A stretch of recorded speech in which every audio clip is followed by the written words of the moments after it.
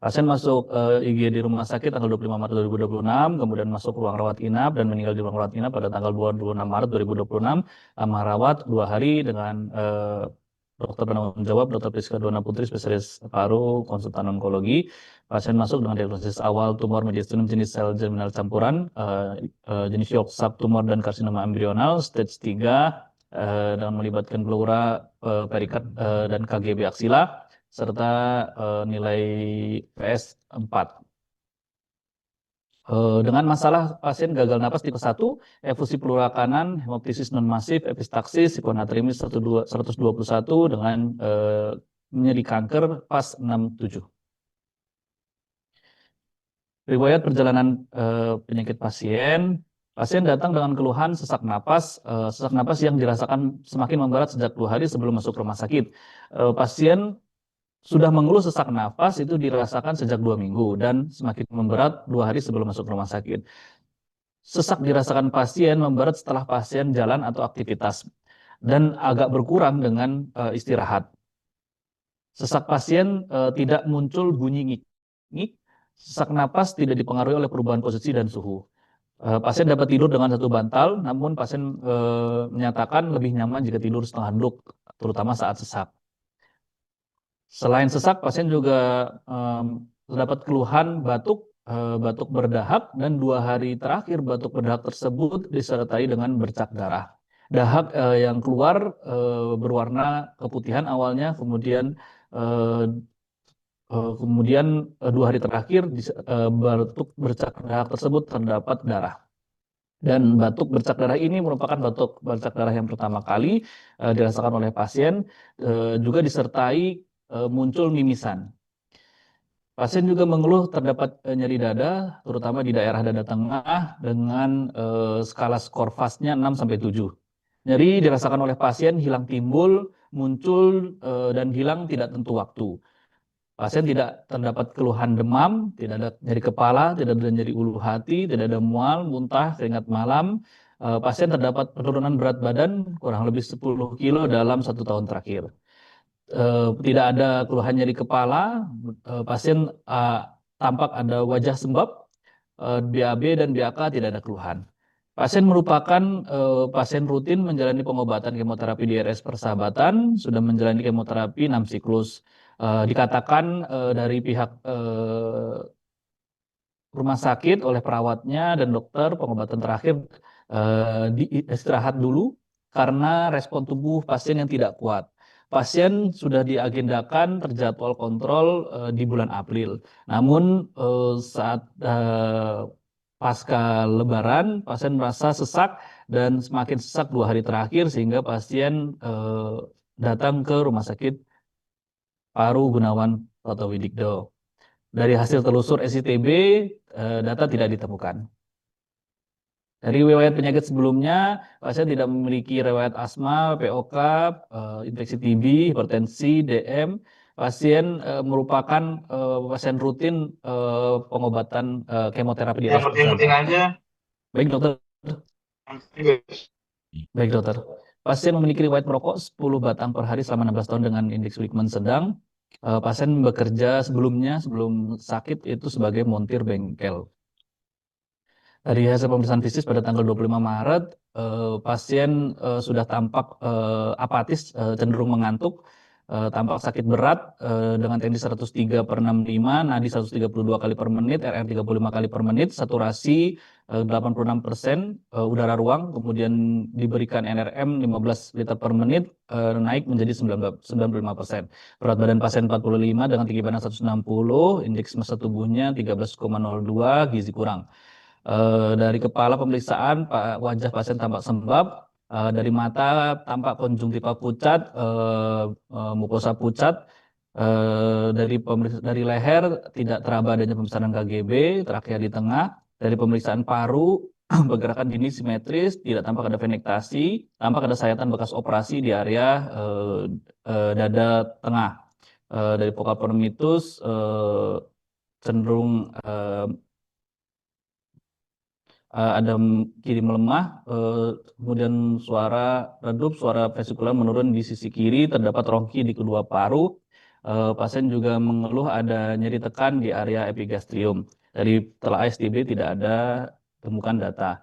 Dari pasien datang kemudian ditelusur dari riwayat rekam medisnya terdapat riwayat foto toraks pasien sebelumnya dan riwayat perawatan pasien sebelumnya. Pasien pernah berobat pertama kali di RSPG pada tahun 2025 tanggal 21 April dengan kecurigaan adanya persembungan homogen di area paru kanan. Kemudian pada tanggal 23 dilakukan foto follow up pasca dilakukannya tindakan.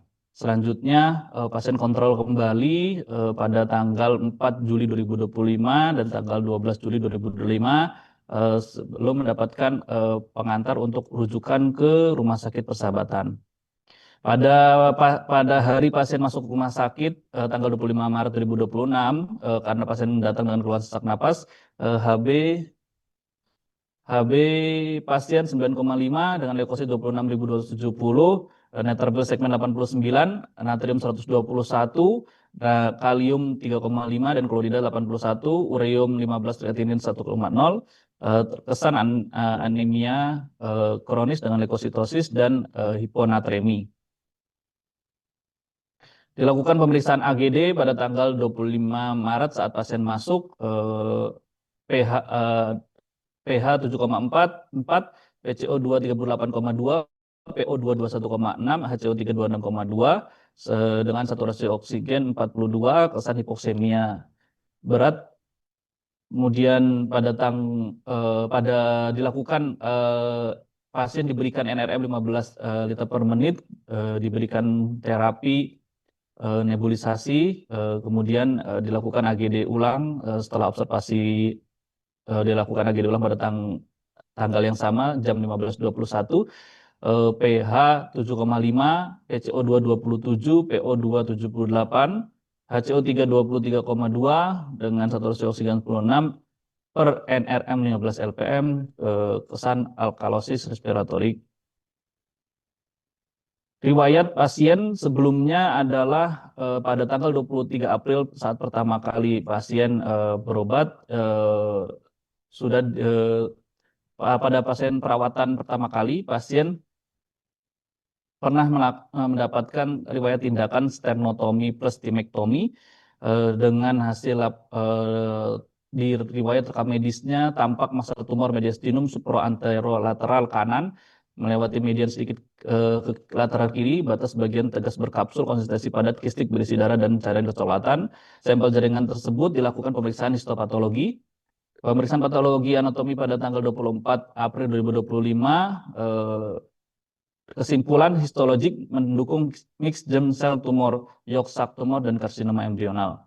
Diagnosis dan masalah, tumor mediastinum jenis sel germinal campuran, yolk sac tumor, dan karsinoma embrional stadium 3 dengan keterlibatan KGB pleura, perikard, dan aksila dengan PS score 4. Kemudian dengan masalah gagal napas tipe 1, efusi pleura kanan, hemoptisis non-masif, epistaksis, hiponatremi, nyeri kanker fase 6-7.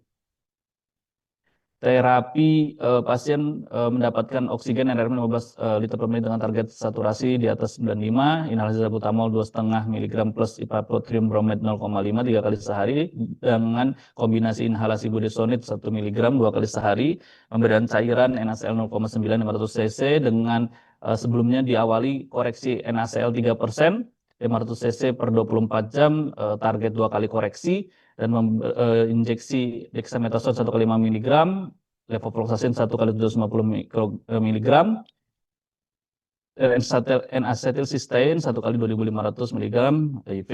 Rencana edukasi pasien diedukasi kepada keluarga. Sejak dari IGD pasien sudah direncanakan untuk rawat ICU, namun ruang ICU tidak tersedia. Selanjutnya keluarga sudah memahami kondisi dan menerima perawatan di ruang rawat biasa. Pasien juga direncanakan fungsi pleura dengan panduan OSG, perbaikan KU, paliatif. Dari CPPT riwayat pasien masuk dengan kondisi sesak napas dengan tensi dan TTV terlampir, terdapat ronki dengan diagnosis gagal napas akut, efusi pleural dextra, tumor mediastinum, mixed germ cell, kemudian hemoptysis, epistasis, simonatremi 121, natrium 121.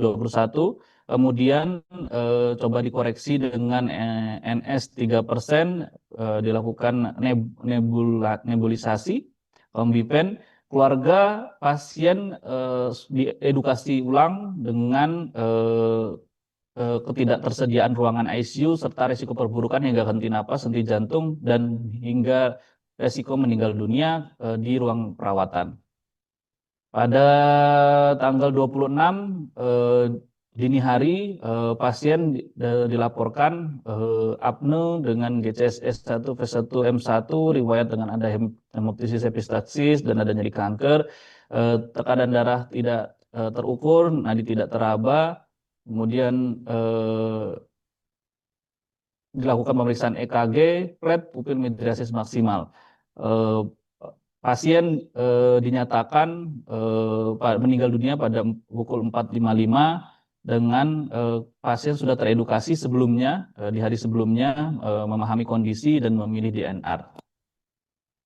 Penyebab kematian pada pasien ini penyebab kematian langsung gagal kardiorespirasi dengan penyebab antara gagal napas tipe 1, dan penyebab dasar tumor mediastinum jenis sel germinal campuran, dengan kondisi lain yang berkontribusi pleural kanan, hemoptysis non masif, epistaxis, hiponatremi, dan nyeri kanker fase 6 dan 7. Terima kasih, demikian presentasi laporan kematian pasien dari Ruang Tanjung. Mohon arahan dan bimbingannya, dokter. Baik, terima kasih presentasinya Dr. Ahmad Ali Mahfud. Selanjutnya kita buka sesi pertanyaan untuk peserta BDS. Apakah ada dari rekan-rekan PPDS yang ingin bertanya? Saya persilakan.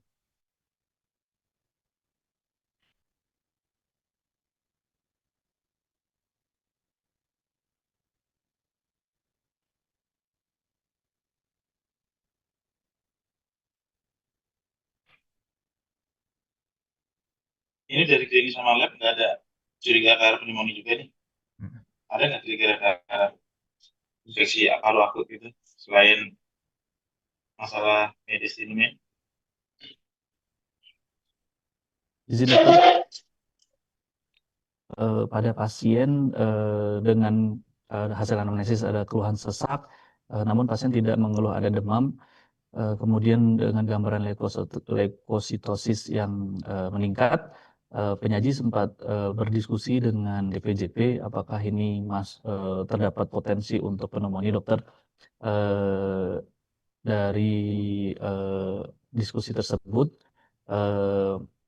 ada pasien dengan tumor tumor seperti pada pasien yang ada kondisinya leukositosis yang terjadi itu memang menjadi respon akibat respon imun terhadap progres dari perjalanan penyakit tumor pada pasien dengan riwayat perawatan berulang dan kemoterapi. Sehingga kalau jika ditegakkan maka mungkin masih bisa jika dengan potensi resiko pneumonia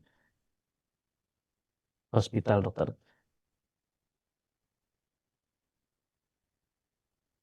Apa hospital?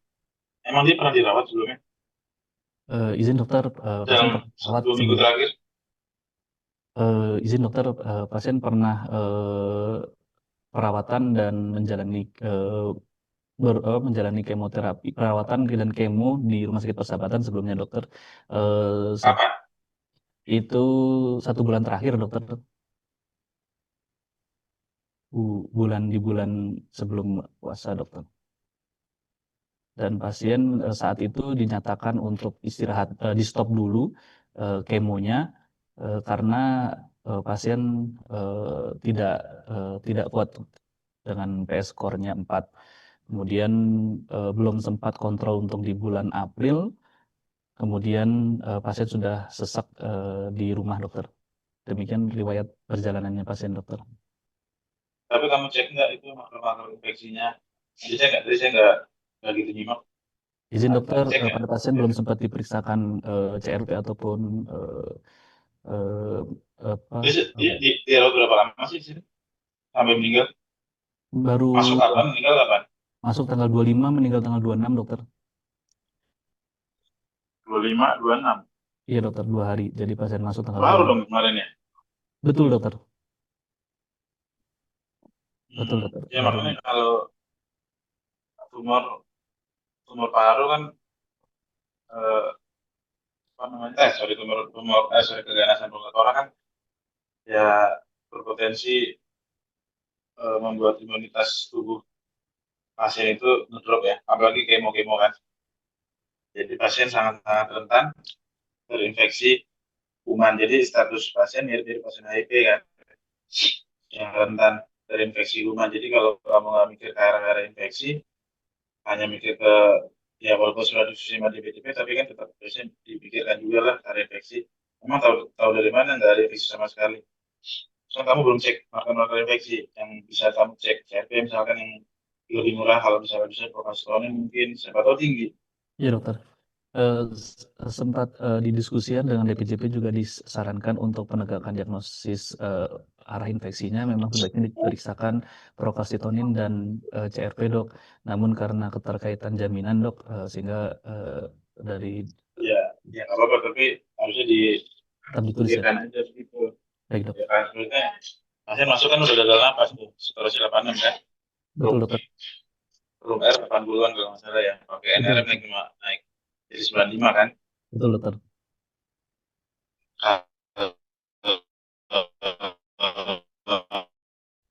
Ya CA bisa emang bisa pikir sih apalagi mesin kan apa namanya jalan nafas ya RW-nya tekan mungkin jadi esat oksemia ya apalagi tambah infeksi jadi tambah tambah jelek lagi cepat udah masih muda pasiennya 31 Betul tahun dokter. pasien juga kan tapi datang dagingnya udah jelek sih memang Iya ya dokter. walaupun kita berikan terapi yang adekuat antibiotik yang bagus terus masuk ventilator ya belum tentu survive juga sih. Ya. Tapi setidaknya kita sudah fight lah maksimal yang kita bisa. Soalnya kalau pada kasus ini kayaknya kurang sedikit, fightnya kurang kurang aja. Ya, walaupun ujung-ujungnya meninggal sih, pasien kayak gini emang ujung-ujungnya lewat. Cuma kita fightnya kurang aja kalau menurut saya nih kasusnya itu. Jadi mestinya tetap aja di, di apa namanya di ditindak sebagai pasien pneumonia bagi riwayat perawatan, riwayat kemo, itu pasti imunitasnya jelek banget. Gampang banget kena pneumonia itu gampang banget. Nah, jadi itu yang bikin pasien CA kan yang bikin lewat biasanya ya karena infeksi paru biasanya, infeksi paru berat, ya kan? Atau hemofilius masif, tapi jarang lah. Biasanya biasanya infeksi paru yang berat atau ada gangguan di vena cava itu yang bisa bikin. Ini nggak ada ya? Vena cava, masalah vena cava nggak ada nih? Pasien tidak ada penetrasi dokter. Aman ya? Kemudian ya dok, aman Yang dok. kontak itu nggak ada? Mata, leher, Tidak, nggak ada. tidak ada dokter. Tidak ada dokter. Ya udah jadi em, untuk pasien ini message-nya ya sebenarnya sih sudah ya memang sudah berat ya kasusnya ya. Selain edukasi yang optimal ke keluarga pasien, tadi udah benar kalau pasien kayak gini ya harusnya langsung di DNR aja nggak usah di tapi tetap kita maksimalkan. Tapi ada sedikit aja tadi kurang punya apa namanya untuk penegakan ke arah infeksinya, pneumonia karena mungkin aja itu yang memperberat juga sih. Ya siapa tahu kalau kita optimal di pneumonia bisa aja memperpanjang juga ya walaupun mungkin nanti ujung-ujungnya lewat juga tapi setidaknya kita udah ada sedikit fight-nya agak sedikit lebih optimal gitu loh maksudnya. Oh iya sih ada kurang sedikit aja tapi secara keseluruhan udah oke lah masalah gitu. Baik, baik, dok. Baik, terima Udah kasih dok. cukup ya untuk pasien yang ini. Baik, terima kasih banyak dokter atas bimbingan dan arahannya dok. Baik, terima kasih atas umpan balik arahannya, Dokter Zedi. Bentar sorry Ya, Dok. break 10 menit boleh nggak saya ada pasien satu Oh iya, baik, satu ya lagi baik, bentar Dokter. ya. Silakan, Dok.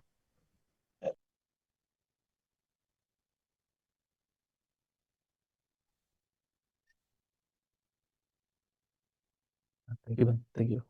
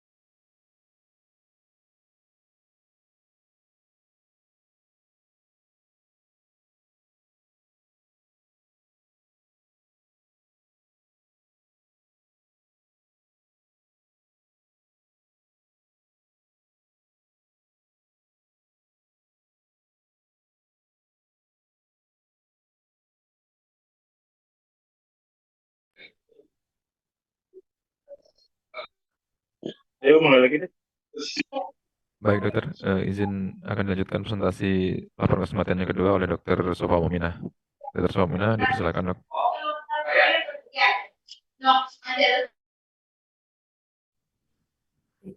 Terima kasih. Apakah Ini suara si saya? Sofa apa sih Sofa? Kok laporan kematian? Izin dok, Sofa bukan radiologi kamu? izin dokter, saya sudah tukaran dengan Rifki dokter. Hah? Sudah Kamu siapa? sama dengan Rifki dokter. Oh, iya. Ya, Emang mulai dokter. kapan sih? Kami rotasinya untuk per tanggal 22 dok. Oh, kalau yang poli kapan? Kalau yang Poli biasanya siapa? angkatan, yang Sabrina semester, ya? ya dok, semester 3 itu rotasinya per awal bulan dokter. Beda sih. Iya dokter. Ini si Sabrina udah belajar belum nih IT ini? Udah dok. Lu awas lu nggak bisa lu besok ya. Senin. Lu udah diajarin lu masih aman kan? Man lu udah diajarin belum man? Sudah dok. Ini hari ini kami lagi Zoom juga. Oh ya udah oke. Gua Senin udah langsung mulai lu nanya awas lu ya. Kalau nanya kasus boleh, nanya IT ogah mau jelasin. Si Rahman PR-nya tuh. Rahman sama si Ibas tuh sih ngajarin kan. Si Ibas lagi ini kan di sini kan ya Bas?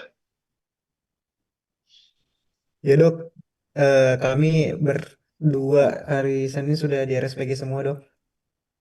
Iya udah tukeran kan? Siap. Yang di itu siapa? Yang di itu siapa man? Yang di PA siapa? Haris ya? Faris dok. Udah, oke lah. Yuk lanjutin Bapak. Baik dokter. Yang cepat ya. Baik dok, siap dokter. Bismillahirrahmanirrahim. Izin memulai untuk laporan kematian dari ruang kaca piring bawah atas nama Nyonya A, usia 83 tahun.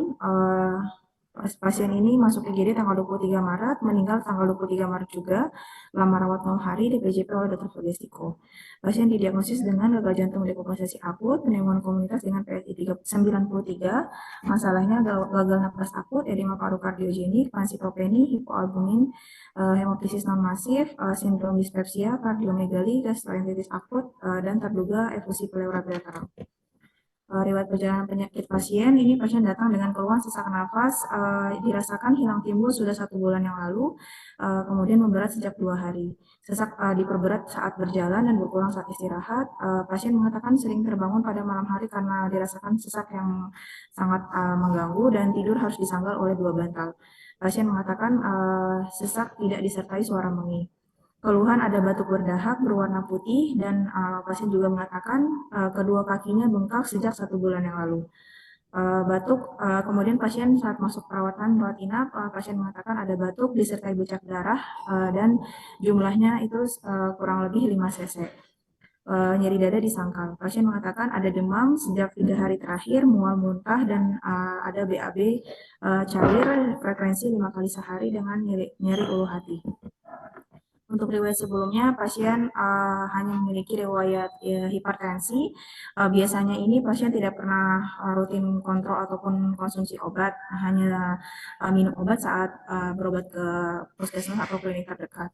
Untuk riwayat sosial, pasien tidak merokok, sebagai IRT, rumah tinggal di jauh dari kawasan jalan raya dan ventilasi baik, masak dengan kompor dan atap genteng.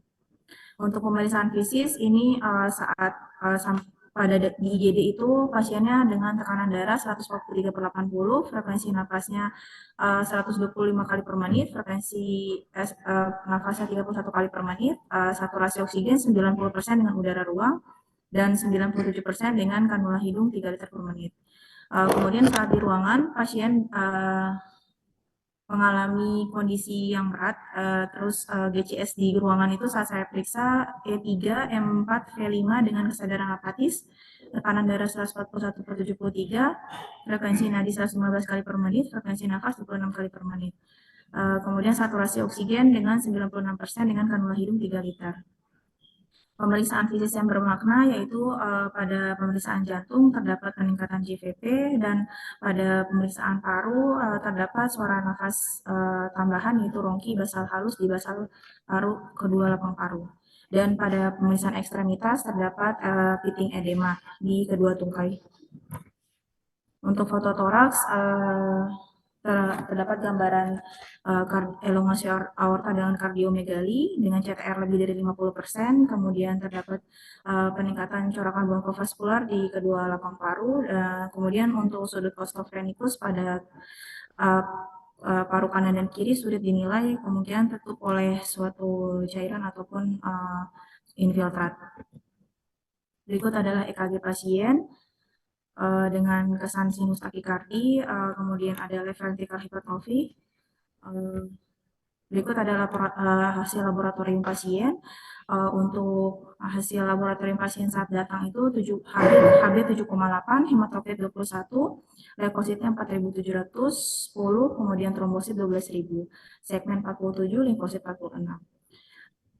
Lalu untuk hasil AGD pada tanggal 23 ini pukul 14.38 tepat saat pasien di IGD itu didapatkan hasil kesan alkalosis, gangguan campuran antara alkalosis metabolik dan alkalosis respiratorik. Kemudian pada tanggal 23 ini pasien dirawat inap, dievaluasi AGD kembali, didapatkan asidosis respiratorik. Kemudian hasil lab lain yang bermakna yaitu albumin 2,5, kemudian retikulosit 4,70. Lalu untuk pasien ini didiagnosis sebagai gagal jantung dekompensasi akut, pneumonia komunitas PSI 93, kemudian masalah gagal napas akut, gawat napas berat, edema paru akut, pansitopeni, hipoalbumin, hemoptysis non masif, sindrom dispepsia, kardiomegali, terduga efusi pleural bilateral, gastroenteritis akut, dan asidosis respiratorik. Pasiennya di ruangan diberikan terapi dengan O2 cukup sederhana 8 liter per menit, omeprazol 2 kali 40, ondansetron 3 kali 4, ceftriaxone 1 kali 2 gram, kemudian asam tranexama 3 kali 500, dan acetylcysteine 3 kali 200, kemudian azitromisin 1 kali 500, albumin 3 kali 1, dan diatap 2 tablet tiap BAB cair. Pasien ini saat di ruangan itu saya rencanakan untuk konsul kardio, namun saat ini di RSPG tidak tersedia untuk dokter kardionya, maka dikonsulkan ke dokter penyakit dalam. Kemudian saya rencanakan untuk evaluasi AGD per 6 jam, kemudian pemeriksaan sekutu mikroorganisme dan biakan resistensi, pemeriksaan darah lengkap setelah pasca transfusi, kemudian direncanakan USG torak jika pasien kondisinya stabil, dan kemudian jika ada cairan dilanjutkan dengan fungsi pleura. Kemudian pasien diobservasi dan juga di KIE mengenai batuk darah. Lalu saya juga edukasi sebenarnya kondisi pasien saat ini kebutuhan untuk perawatan ruang ICU namun sedang penuh. Kemudian dari hasil konsultasi dengan teman sejawat penyakit dalam direncanakan transfusi TC 2 kantong dan transfusi PRC 2 kantong dan diberikan triflurosemid 40 mg per jam. Untuk kronologis kematian pasien saat tanggal 23 bulan 3 2026 pukul 20.17 pasien ini mengalami sesak napas berat dan gelisah. Kemudian untuk tanda vital kesadaran somnolen, GCS-nya E3, V5 M2 dengan tekanan darah 160/78, kemudian frekuensi nadinya 110 kali per menit, frekuensi nafas 30 kali per menit, suhu 36,5, saturasi oksigen 96% dengan sungkup sederhana 6 liter per menit. Kemudian saat itu pasien dilakukan pemeriksaan AGD ulang. Dari hasil AGD yang tadi dilampirkan dengan kesan asidosis respiratorik, kemudian saya berikan oksigenasi dengan kanula hidung 5 liter per menit sesuai dengan kebutuhan oksigen pasien dan edukasi untuk post sleep breathing. Dengan rencana AGD ulang per 6 jam dan diberikan ekstra furosemid 40 mg secara bolus intravena dan juga edukasi ke pasien untuk pasang MGT namun keluarga menolak. dan juga edukasi kepada keluarga pasien bahwa mengalami perburukan sampai dengan risiko kematian, dan kebutuhan saat ini pasien harus mendapatkan perawatan di ruang ICU, namun tidak tersedia ruang ICU saat ini, namun akan diberikan penanganan sesuai dengan yang ada di ruang rawat inap biasa. Namun saat itu keluarga pasien menolak untuk perawatan di ruang ICU dan memutuskan untuk tidak dilakukan resusitasi. Kemudian pada tanggal 23 bulan 3 2026 pada pukul 23, pasien dilaporkan mulai cenderung tidur, kemudian kontak tidak adekuat, pasiennya juga tidak bisa diajak komunikasi. Dengan tanda vital, kesadaran sopor, GCS-nya E2 V1 M1, tekanan darah 80/50, kemudian frekuensi nadi 42 kali per menit, dengan frekuensi nafas 24 kali per menit. Saturasi oksigen 97% dengan kandungan hidung 5 liter per menit. Saat itu pasien diberikan intravenal norepinefrin dengan dosis 0,05 mikrogram per kilogram per menit, dan naik bertahap dengan target MAP lebih dari 65 mm air raksa. Pasien juga diberikan ekstra intravenous atropin 0,5 mg, dan untuk drip furosemid yang diberikan dihentikan, kemudian observasi ketat tanda vital.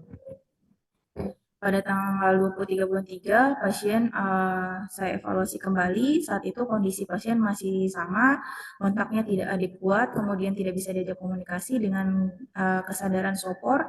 GCS-nya E2 V1 M1, tekanan darah 100/62, frekuensi nadi 54 kali per menit, frekuensi nafas 22 kali per menit. Saturasi oksigen 97% dengan kandungan hidung. Kemudian terapinya untuk penanganan pada pasien ini untuk pemberian norepinefrin dilanjutkan naik bertahap, kemudian observasi ketat tanda vital. Pada tanggal 23 bulan 3 pukul 1.30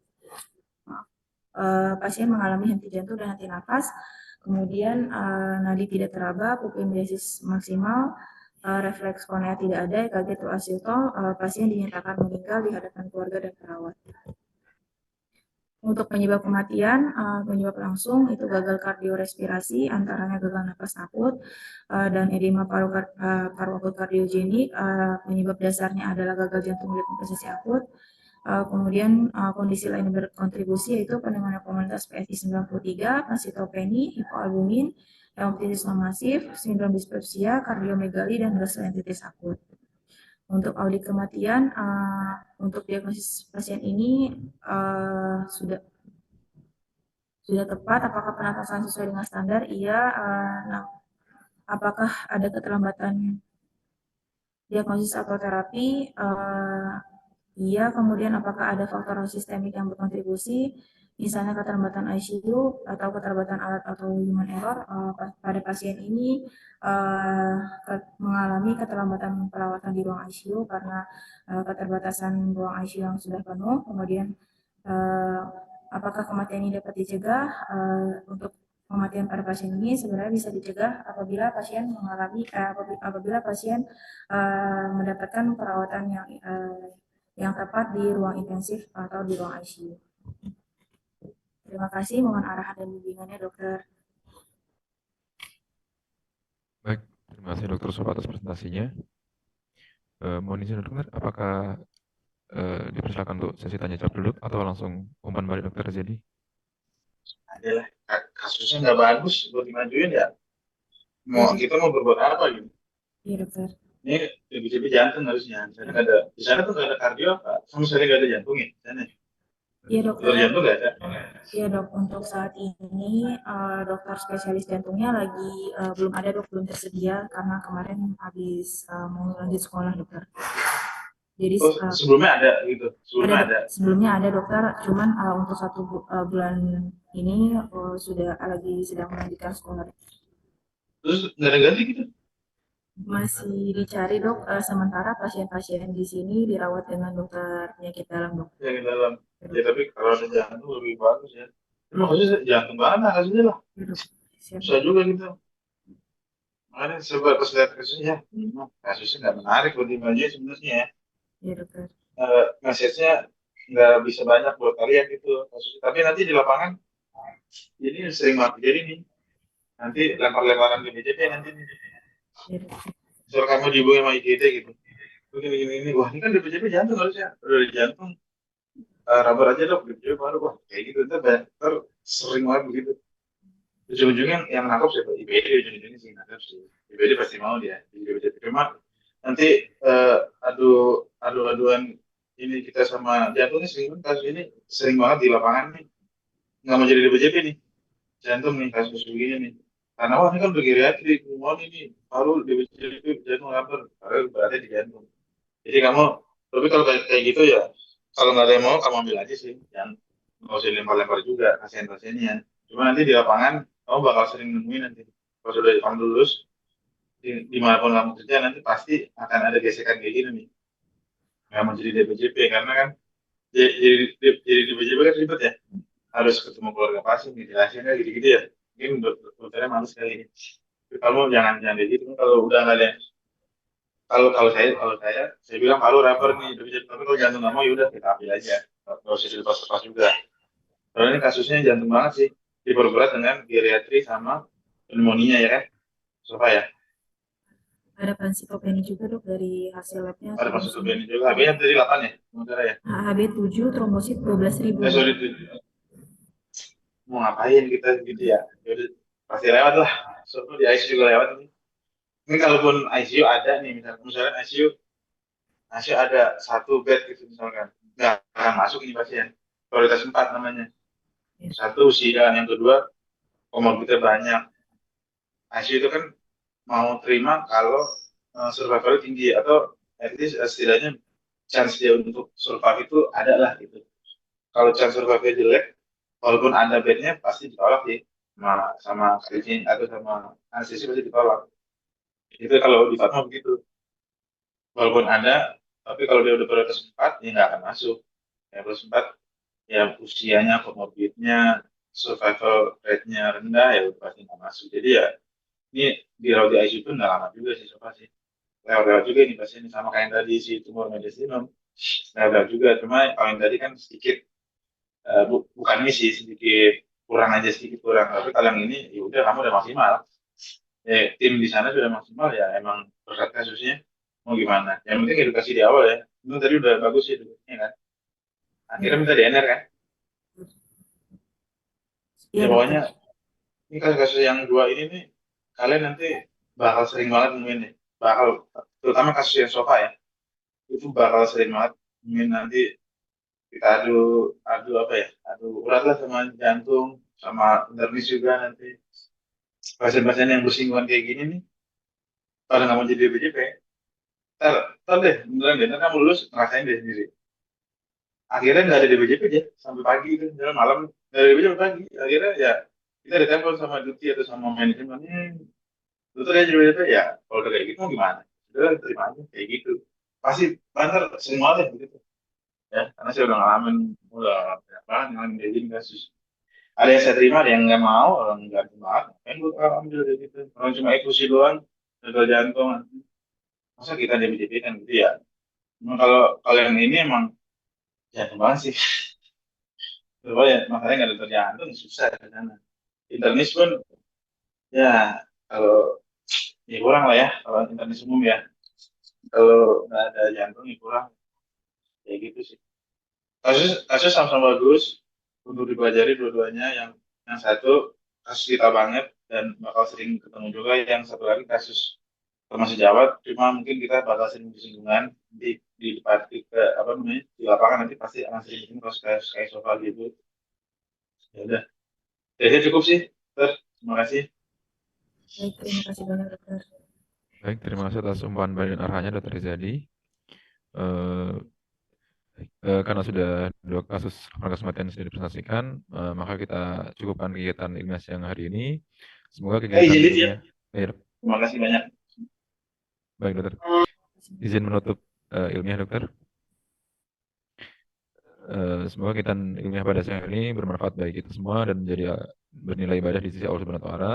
Dan mari kita akhiri kita ilmiah siang ini dengan baca doa.